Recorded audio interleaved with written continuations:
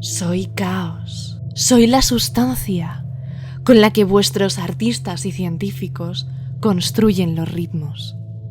Soy el espíritu con el que vuestros niños y payasos ríen en feliz anarquía. Soy caos. Estoy viva. Y os digo que sois libres. Bizarro Discordia, un podcast desacostumbrado, caótico, inopinado, espialidoso de Orsini Press. Los griegos clásicos no estaban influenciados por los griegos clásicos. Hola tú, salve Eris, estás escuchando Bizarro Discordia. Yo soy Hugo Camacho y tú no. Aunque bueno, si te llamas Hugo Camacho, pues déjame un comentario que me hará ilusión escucharlo. Hoy vengo a hablaros de delfines y alienígenas y los orígenes del proyecto SETI. Agárrate. El otro día me puse el capítulo del podcast Un tema al día, del diario.es, que llevaba por título Del fondo del mar al universo, saber escuchar a un cachalote. Y en este, el presentador, Juan Lu Díaz, hablaba con el encargado de las noticias de tecnología del diario sobre los avances que se estaban haciendo en el análisis de la comunicación de los cachalotes gracias a la inteligencia artificial. Porque sí, los animales se comunican entre ellos, piensan y tienen empatía. De hecho, los cachalotes tienen el cerebro más grande del reino animal. El caso es que después de enumerar los avances en ese campo, al analizar el tipo de lenguaje, enseguida dijeron que estos podrían servir para entender una posible lengua alienígena en el caso de que se produjera la llegada de seres inteligentes de otros planetas y nos quisiéramos comunicar con ellos. En un principio me sorprendió que no hicieran ningún tipo de hincapié en la posibilidad de comunicarse con las ballenas, que ya están ahí. Que no hace falta que vengan de otro planeta, que también son inteligentes y que nos podrían decir muchas cosas de su especie y del mundo que habitan, que también está en este, pero del que sabemos muy poco. Porque digo yo, ¿no sería interesante poder establecer un encuentro cercano del quinto tipo con ellos? No sé, igual tenemos miedo de que nos digan que somos unos tremendos hijos de puta y que dejemos de matarlas y de joder los océanos. Bueno, pero no me malinterpretéis, esto no es una crítica dirigida al programa de Juan Lu Díaz, que me encanta, porque de hecho es un sesgo que los seres humanos tenemos muy incorporado. Pero me viene de perlas para introducir lo que os quiero contar hoy, y no es otra cosa que la historia de los orígenes del proyecto SETI, que tiene mucho que ver con el análisis del lenguaje de otros mamíferos marinos, los delfines.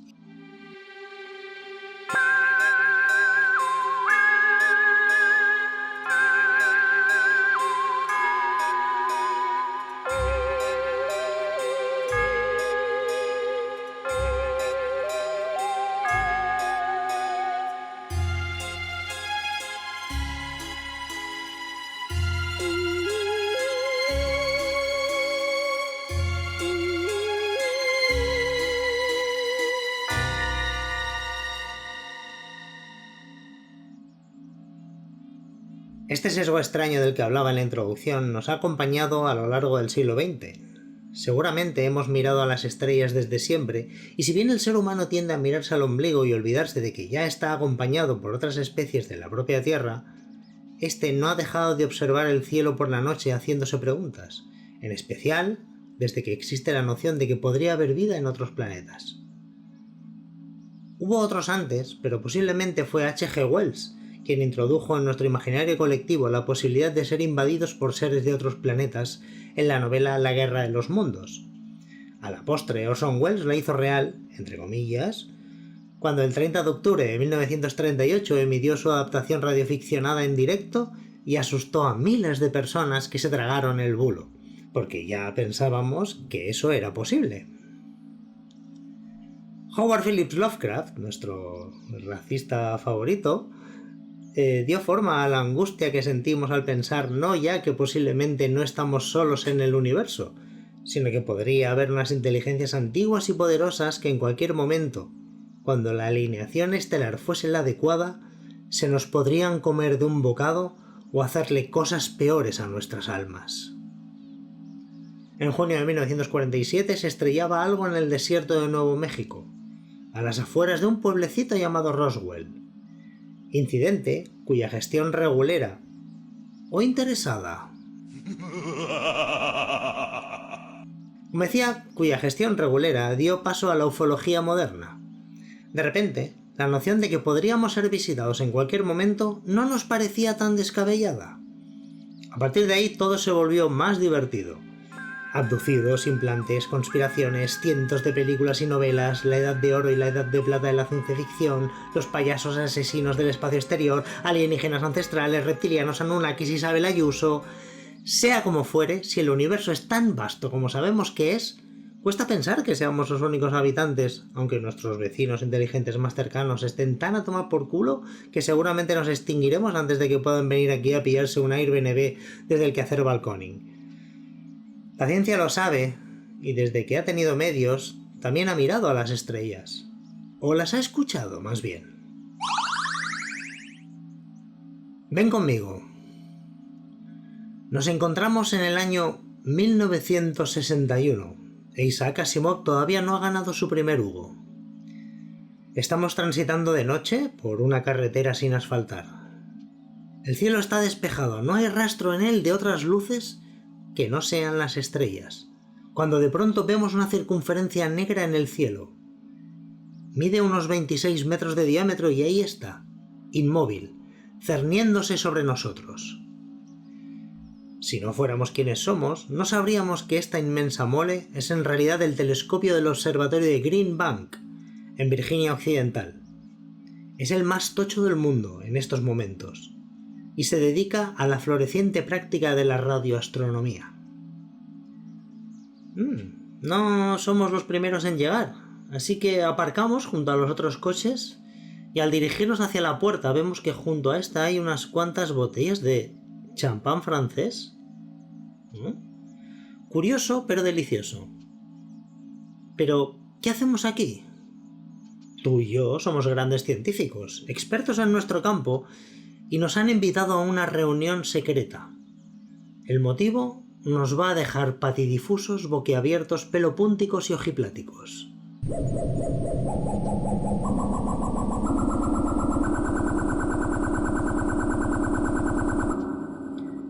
Pero volvamos atrás por unos instantes. En 1958, con su diploma de doctorado acabado de poner en un marco, el ya ex estudiante de Harvard, Frank Drake, llega a Green Bank. Aquí está un tiempo analizando los típicos objetivos de la radioastronomía, que si los cinturones de Van Allen alrededor de la Tierra, que si la temperatura de Venus, que si la radiación de Júpiter... Pero un día de 1960, Drake y sus compañeros de observatorio decidieron apuntar a otro sitio para ver si recibían alguna comunicación de radio originada por inteligencias extraterrestres, y les dio por apuntar a un par de estrellas cercanas, Tau Ceti y Epsilon Eridani. A ver, tampoco es que estuvieran jugando, al fin y al cabo ya existía una teoría que decía cómo buscar comunicaciones provenientes del espacio. El año anterior, los físicos de la Universidad de Cornell, Giuseppe Cocconi y Philip Morrison, habían publicado un artículo en la revista Nature con el provocativo título Searching for Interstellar Communications, es decir, la búsqueda de comunicaciones interestelares, que proponía una estrategia realista para la búsqueda de inteligencia extraterrestre. Estos proponían apuntar hacia las estrellas que más se parecen al Sol de entre las más cercanas a nuestro sistema y buscar señales de ondas de 21 centímetros de hidrógeno neutro. Según lo que alcanzo a entender del estudio, porque yo empecé a suspender matemáticas en quinto de EGB y desde entonces me suenan al lenguaje extraterrestre, son el tipo de ondas menos susceptibles a ser absorbidas por la radiación de los cuerpos celestes. Pero Cocconi y Morrison dejaron claro que, por supuesto, los receptores de la señal tienen que ser capaces de descifrar esas señales en caso de recibirlas. Es decir, que tienen que estar mirando. ¿Cuáles son las posibilidades de que esto ocurra? Los propios autores del artículo terminan con este párrafo, y cito: puede que el lector se sienta impelido a relegar estas especulaciones al dominio de la ciencia ficción. Nosotros preferimos presentar que la anterior línea argumentativa demuestra que la presencia de señales interestelares es del todo congruente con lo que sabemos hasta ahora, y que si existen dichas señales, la manera de detectarlas está ahora al alcance de la mano. Unos pocos negarán la profunda importancia, práctica y filosófica que tendría la detección de comunicaciones interestelares. Por lo tanto, consideramos que una búsqueda refinada de señales merece un esfuerzo considerable. La probabilidad de éxito es difícil de calcular, pero si nunca buscamos, la probabilidad de éxito es 0.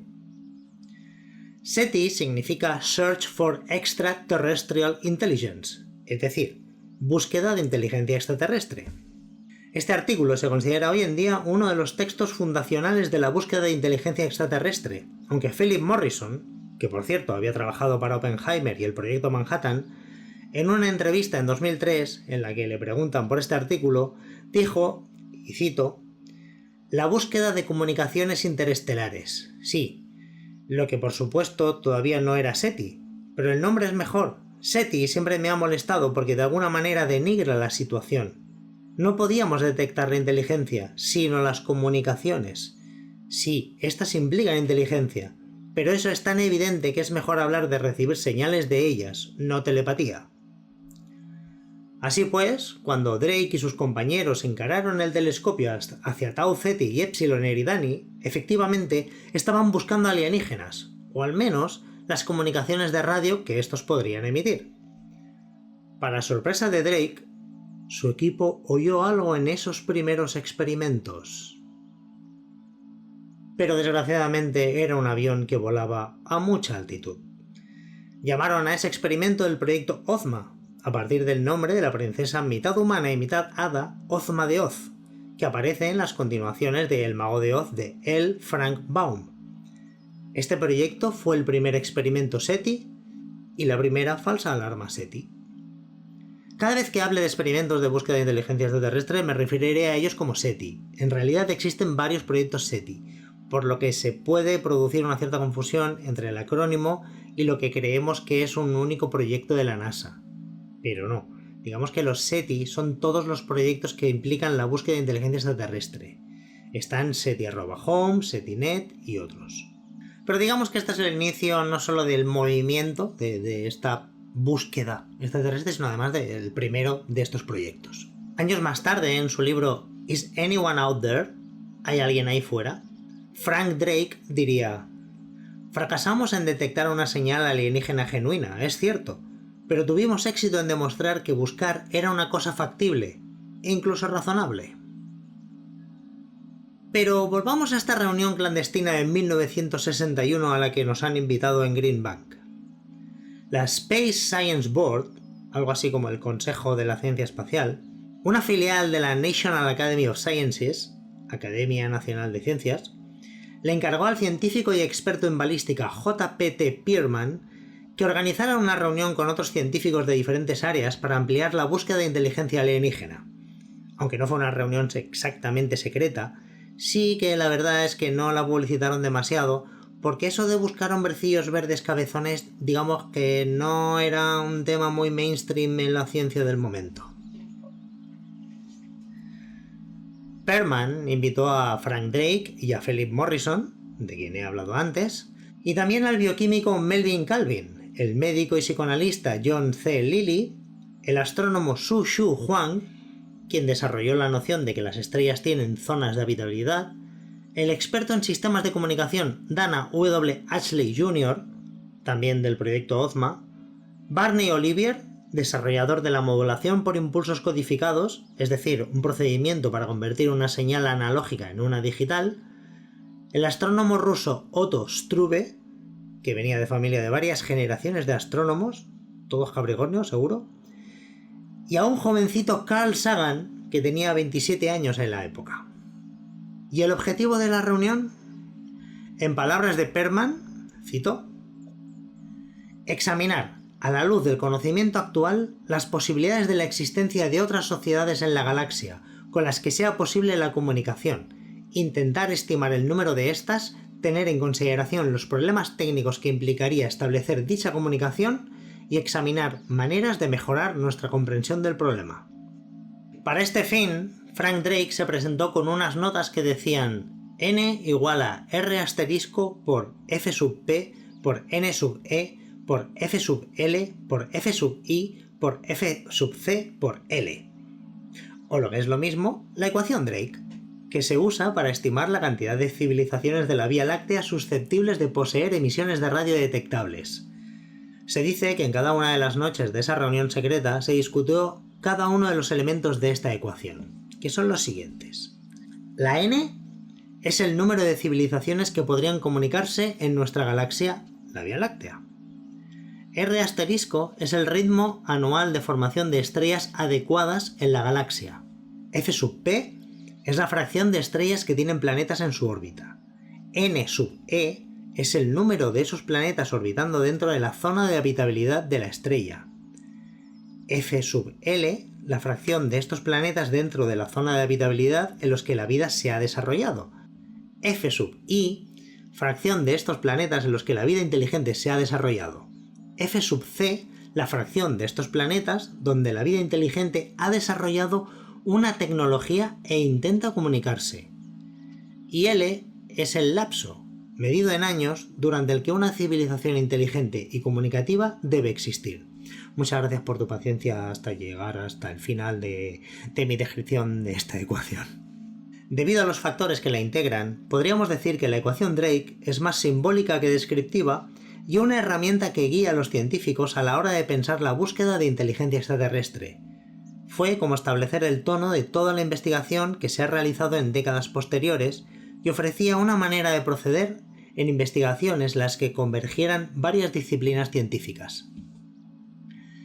Mientras estaban en la reunión, Melvin Calvin recibió una llamada que lo informaba de que había ganado el premio Nobel por sus trabajos sobre la fotosíntesis de las plantas, cosa que ya más o menos intuía, como demuestran las botellas de champán de las que te he hablado cuando hemos llegado y de las que los invitados dieron buena cuenta.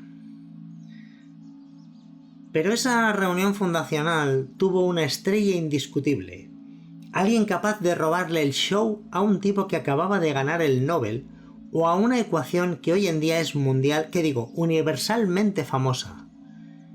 John Lilly.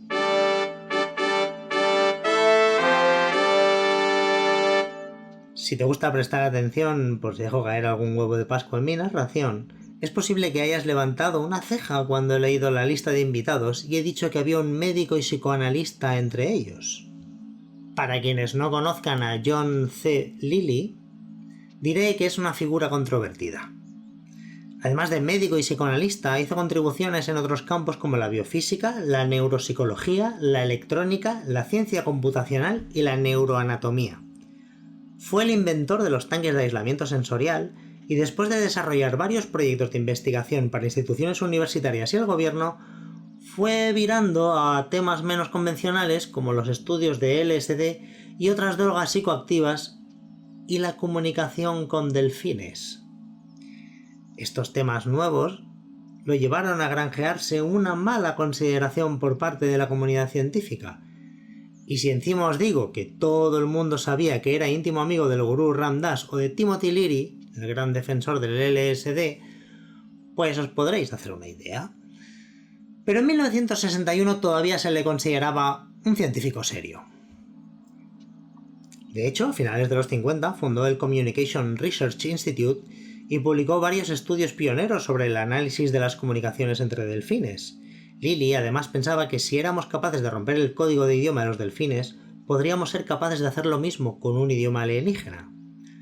Sobre Lilly, Drake escribió lo siguiente, cito: "Se pasó buena parte del primer día entreteniéndonos con cuentos de sus delfines de nariz de botella, cuyos cerebros, decía, eran más grandes que los nuestros y con la misma densidad de neuronas.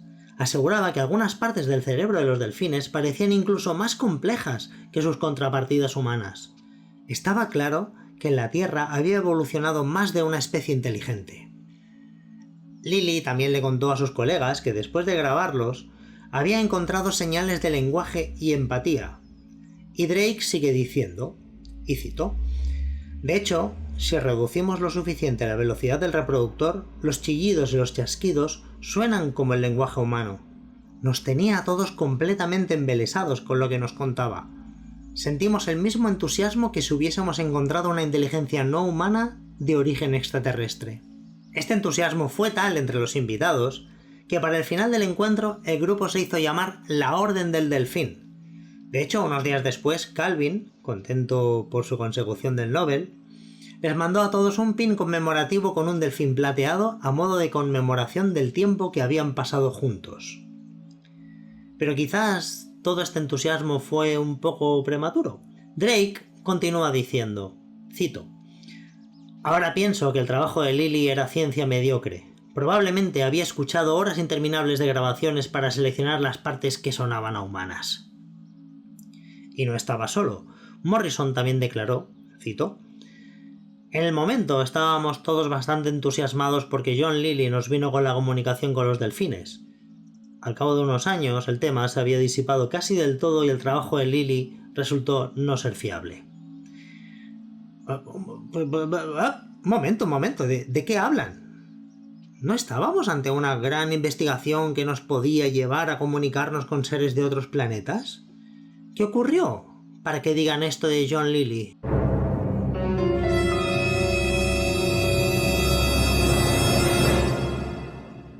Margaret Howe Lovatt tenía apenas 21 años y vivía en la isla de Santo Tomás, en el archipiélago de las Islas Vírgenes. Este conjunto de islas está muy cerca de Puerto Rico y un par de ellas son territorio estadounidense, Santo Tomás entre ellas, y otras son británicas. Durante la Navidad de 1963, su cuñado le comentó que al otro lado de la isla había un laboratorio secreto en el que tenían delfines, y ella, quién sabe si aburrida porque quizá no había mucho que hacer en una isla o porque era una gran amante de los animales, decidió plantarse allí a principios del año siguiente. Cuando llegó al edificio blanco que había junto a un acantilado, se encontró con el entonces encargado de los experimentos de Lilly en aquel enclave, el antropólogo Gregory Bateson, que luego pasaría a la historia por muchas cosas, pero ninguna relacionada con el tema de hoy. Bateson le preguntó a Lovatt que qué hacía allí, y ésta le contestó, cito, «Bueno, he oído que tenéis delfines, y he pensado que me podía pasar por aquí por si necesitáis ayuda con algo». Se dice que Bateson, poco acostumbrado a recibir visitas en aquel enclave e impresionado por el desparpajo juvenil de Lovatt, la invitó a ver a los animales y le dijo que apuntara todo lo que veía. A pesar de no tener formación científica, resultó ser una buena observadora, a la par que intuitiva, y Bateson le dijo que volviera siempre que quisiera. Y vamos si lo hizo. El laboratorio estaba construido sobre una piscina que estaba comunicada con el mar, de manera que entraba el agua y digamos que la marea hacía que se limpiara sola. Y en esta piscina convivían 3 delfines, 2 hembras adultas, Pamela y Sissy, y un macho joven, Peter, que digamos estaba en plena adolescencia y despertar sexual. Las instalaciones estaban diseñadas para que humanos y delfines pudieran estar más o menos cerca. Todo muy humanitario, entre comillas, obviamente, como siempre se excusan los que experimentan con animales. Pero volvamos a Lily un momento. En 1949 se encontró un calderón, o ballena piloto, varado en la playa cerca de su casa de Massachusetts, que le causó una gran impresión. Se quedó asombrado por su tamaño, en especial el tamaño de su cerebro, y se preguntó cuán inteligente debía ser una criatura con semejante masa encefálica. Sea como fuere, su primera mujer, Mary Crouch, y él se aficionaron a alquilar barcos siempre que podían para ir a ver cetáceos al Caribe. Y a finales de los 50 se toparon con los Marine Studios en Miami, el primer lugar que tuvo delfines en cautividad y donde se hicieron las primeras películas de Flipper. Aquí tengo que decir que tanto el documental que he tomado como fuente y el artículo del Guardian dicen Marine Studios, pero según la Wikipedia se llamaba Ivan Tors Studios y que la serie se rodó en colaboración con el Miami Seaquarium. En este punto tengo que decir que la primera orca en cautividad en este lugar se llamaba Hugo, como yo, y que nunca se adaptó a vivir en una piscina de mierda. Estuvo 12 años dándose golpes en la cabeza hasta que murió de un aneurisma cerebral. Los zoos y los acuarios son cárceles para animales que no han cometido más crimen que pasar por ahí cuando 4 gilipollas los cazaron.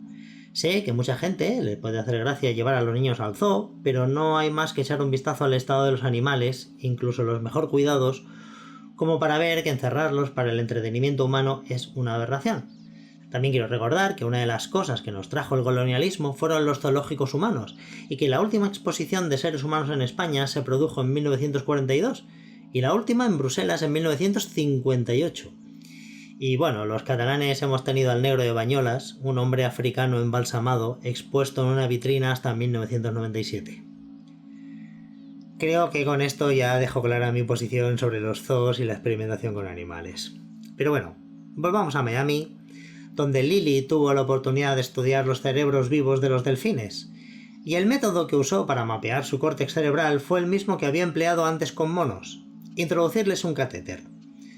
Este estudio no le resultó sencillo porque los delfines dejan de respirar cuando se los anestesia, por lo que estos experimentos nunca acababan bien para los delfines. Pero estos experimentos tomaron otro rumbo en 1957. John Lilly y su asistente, Alice, le estaban dando unas órdenes a un delfín y Mary, la mujer de Lily, se dio cuenta de que éste en realidad parecía estar repitiendo lo que el experimentador le ordenaba. Lily pensó que quizás los delfines trataban de comunicarse con ellos. Aquello abría unas oportunidades de comunicación interespecies, y la teoría que Lily desarrolló acabó publicada en 1961 en un libro titulado Man and Dolphin, Hombre y Delfín, que se convirtió en bestseller.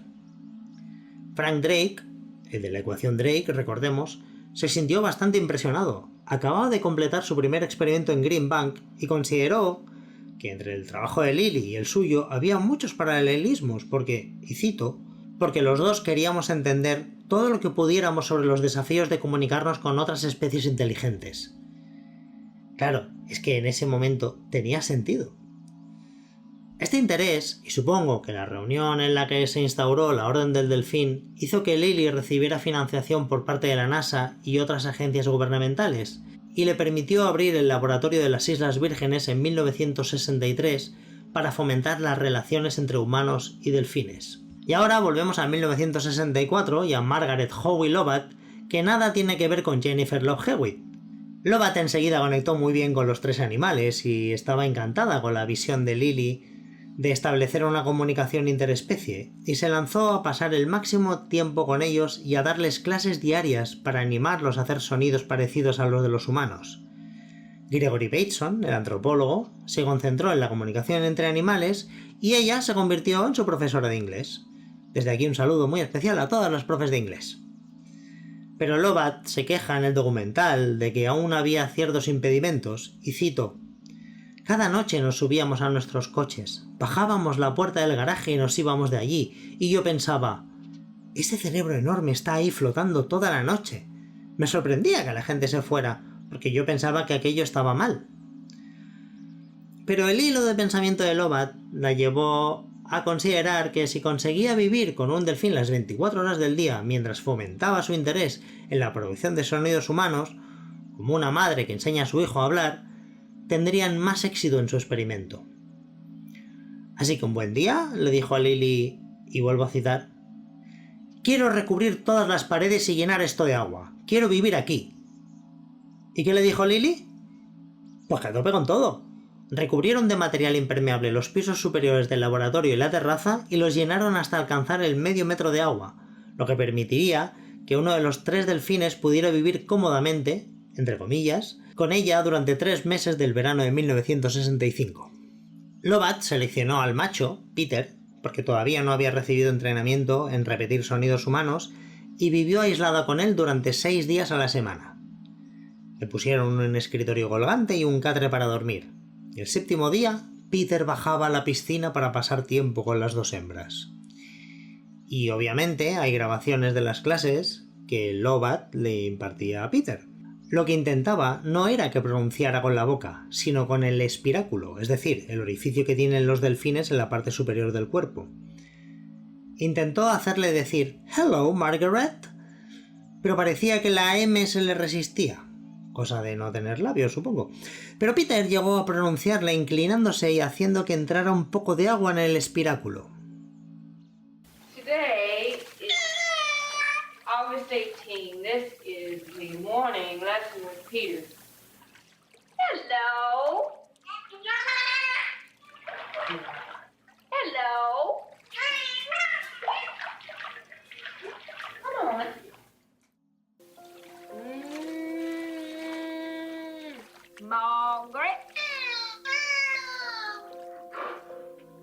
Aquí hay un momento un tanto bizarro, porque para remarcarle a Peter los movimientos de sus labios, se pintan media cara de blanco y los labios de negro. Si veis las imágenes veréis que queda bastante ridículo, como una especie de blackface invertido o un mimo del todo a €1. Pero escucha. 1, 2, 3. 1, 2, 3. Caramba. Pero las clases no eran lo más productivo, sino el simple hecho de estar juntos. Y aquí cito nuevamente a Lobat. Cuando estábamos ociosos era cuando hacíamos más cosas. Estaba muy interesado en mi anatomía. Si estaba sentada con las piernas en el agua, venía y se quedaba mirándome la parte de atrás de la rodilla durante un rato largo. Quería saber cómo funcionaba aquella cosa y lo tenía encandilado. Ya, claro. Por su lado, Frank Drake y los suyos consideraban que lo importante era precisamente lo contrario, que los animales les enseñaran delfinés. Le habían propuesto a Lily que pusieran a los delfines en piscinas separadas en las que no se pudieran ver, pero sí oírse. Entonces le enseñarían a uno de ellos un procedimiento para obtener comida y la idea era ver si éste decía al otro cómo obtenerla. Pero parecía que Lily nunca tenía tiempo de hacerlo e incluso mandaron al joven Carl Sagan a inspeccionar y salió de allí despavorido.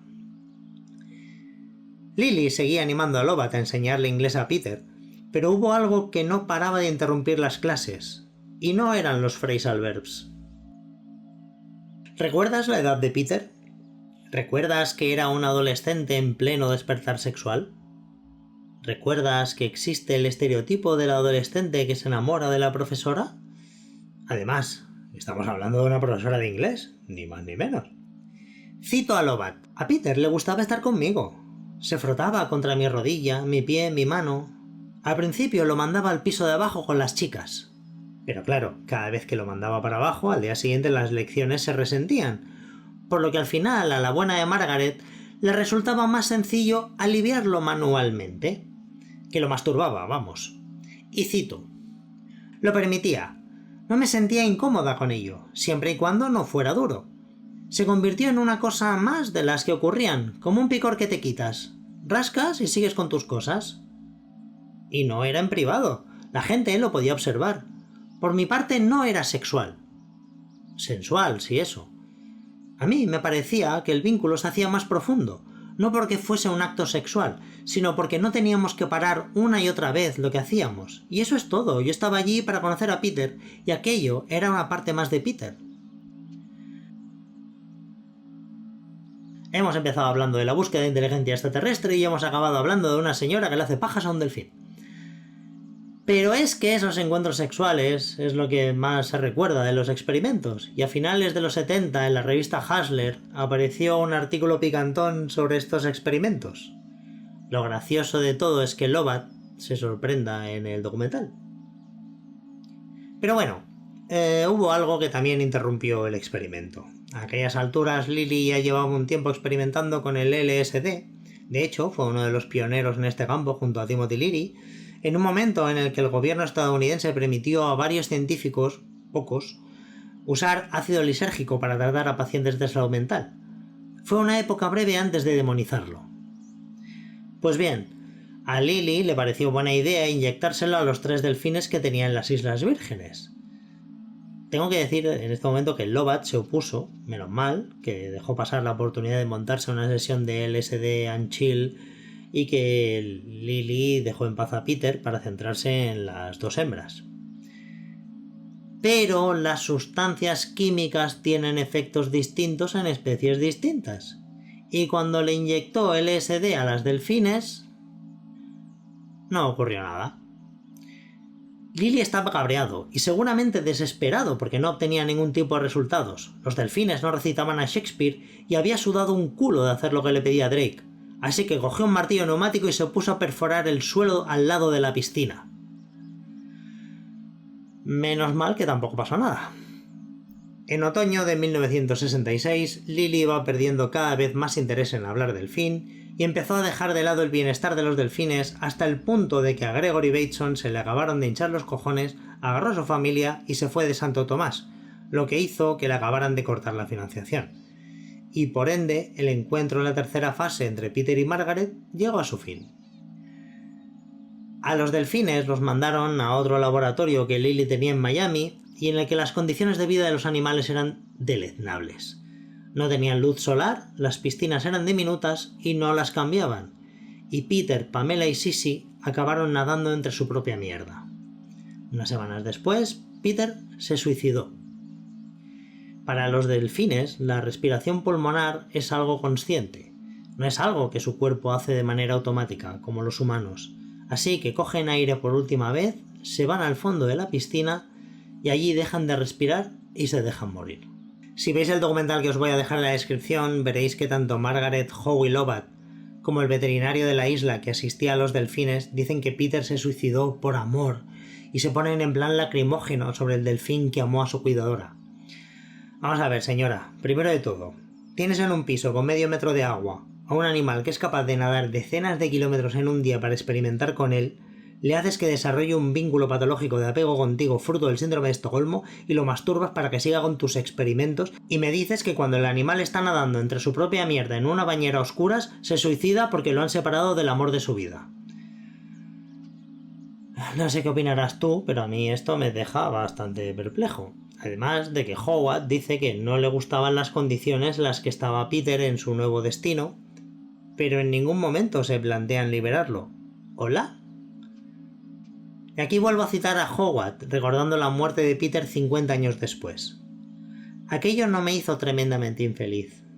Me hacía más infeliz que estuviera en aquellas condiciones que no el que no estuviera. Nadie iba a molestar a Peter, no iba a hacerle daño a nadie, no iba a estar infeliz, ya no estaba. Y aquello estaba bien. Era extraño, pero las cosas eran así. Después de aquello, Margaret siguió viviendo en el laboratorio, ya convertido en casa, y se casó con el fotógrafo que le hizo las fotos con Peter y tuvo 3 hijas. Lily siguió estudiando las comunicaciones entre humanos y delfines, pero se puso cada vez más místico y le intentó con música y mediante la telepatía. Pero lo que se extrae de todo esto es que aunque Lily decidió virar hacia las aguas de la pseudociencia, lo cierto es que acabó proporcionando unas directrices para futuros trabajos SETI.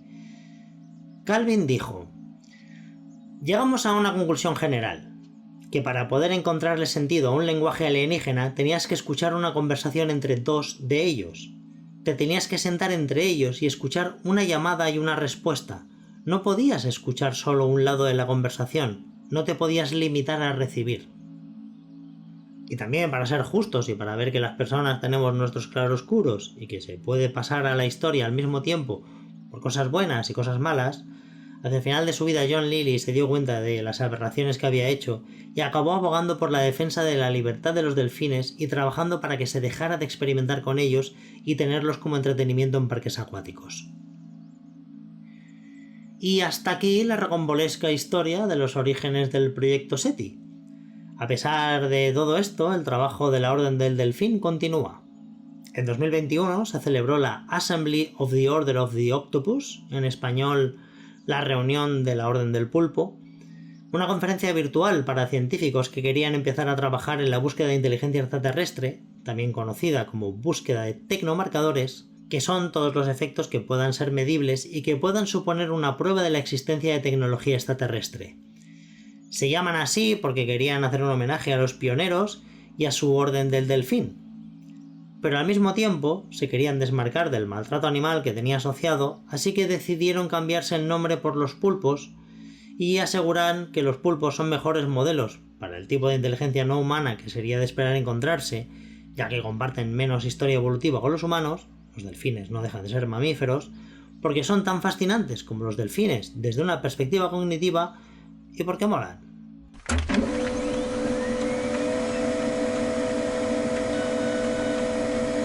Remitente aguarda respuesta por cable.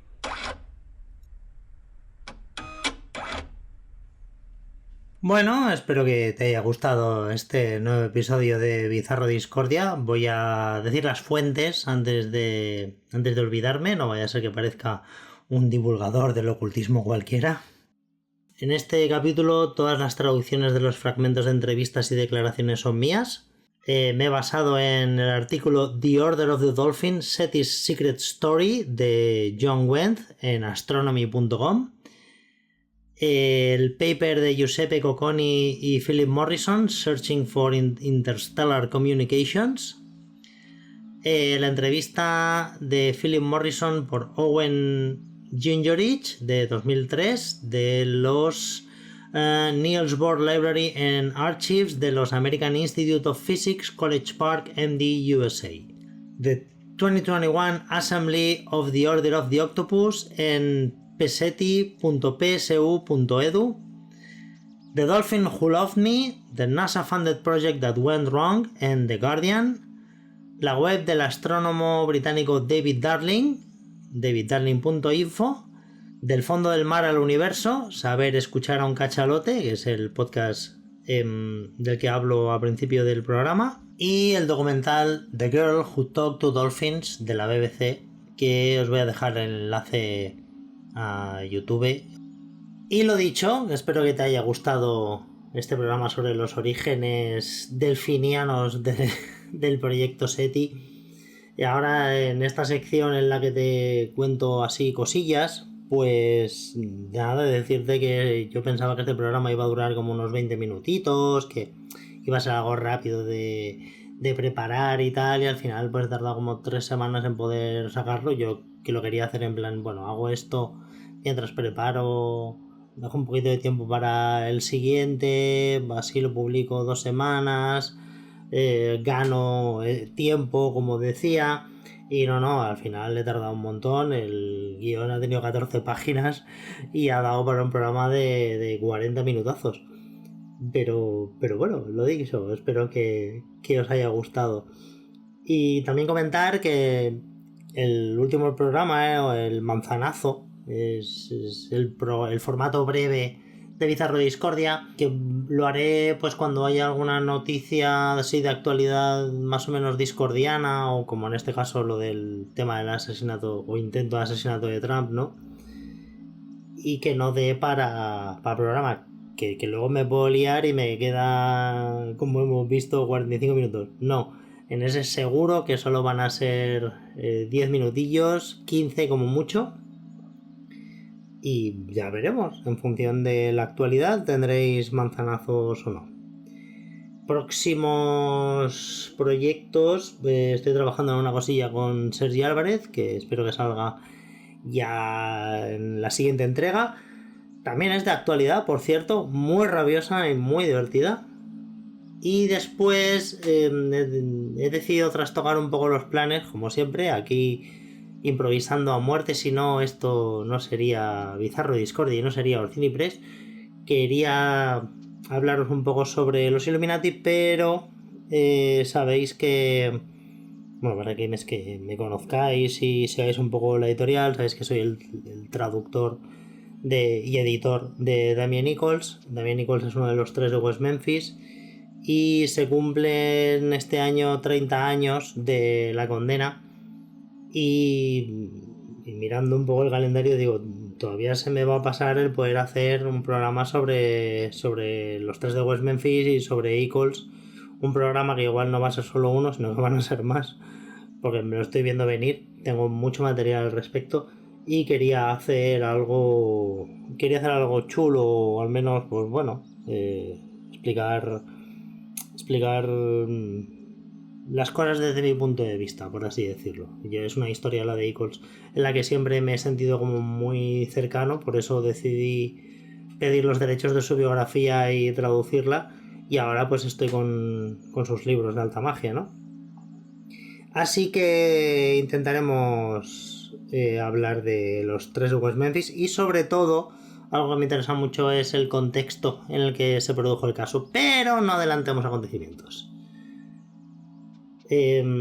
Para el resto del mes de agosto seguramente seguiré haciendo cosillas, no voy a hacer más que un par de semanas de vacaciones, cosas de ser autónomo, y bueno, un par de semanas es lo que más o menos hace todo el mundo, ¿no? Pero este año tiro la casa por la ventana y hago vacaciones yo también. Y vamos a deciros eso, pues que en verano seguramente aproveche para sacar programas. También aprovecho que los podcasts normales o los podcasts más serios suelen parar en verano y la gente nos quedamos un poco huérfanos. Por suerte, Iván de Roma Eterna nos hace los cuadernos de dioses y sale un programilla cada semana, lo recomiendo mogollón. Pero el resto, lo que digo, me dejan un poco huérfano y ahí en plan esperando a que vuelvan en septiembre. Pues yo les voy a hacer la competencia, voy a rascar ahí millones de seguidores, millones de fans de todos los podcasts y esto, vamos, va a subir como la espuma. Como suba igual que con los programas de calendario discordiano, nos vamos a reír. Pero lo bueno, lo dicho, que muchas gracias por escuchar hasta aquí, especialmente por escuchar también estos devaneos a los que me dedico al final. Simplemente deciros que voy a poner los enlaces de todas las redes sociales de Bizarro Discordia y de Orsini Press, que en el Patreon de Orsini Press, a quienes podéis seguirnos de gratis, pero quienes paguen pues van a tener también los guiones de los programas, que es algo que no sé por qué no he estado haciendo hasta ahora, que prácticamente es la transcripción real de lo que acaba después en el audio, así que he decidido que los subo por si alguien los prefiere leer en lugar de escucharlos. Que está ahí. A ver, si los quieres leer en lugar de escuchar estás en tu derecho, pero te vas a perder los efectos cutres de sonido que voy metiendo, que me gusta darle ese toque kitsch al programa y eso te lo pierdes, pero bueno, también te los puedes imaginar en tu cabecita. Lo dicho, en Instagram y en Telegram y en WhatsApp voy subiendo actualizaciones del calendario discordiano. Me tenéis en varias redes sociales, como podréis ver en los enlaces. Y sin más por la presente, ahora sí ya me despido. ¡Oh, salve discordia!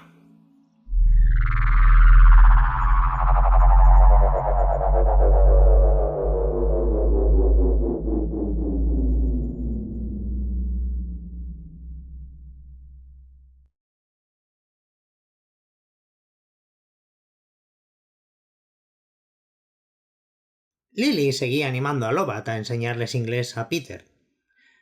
Lily seguía animando...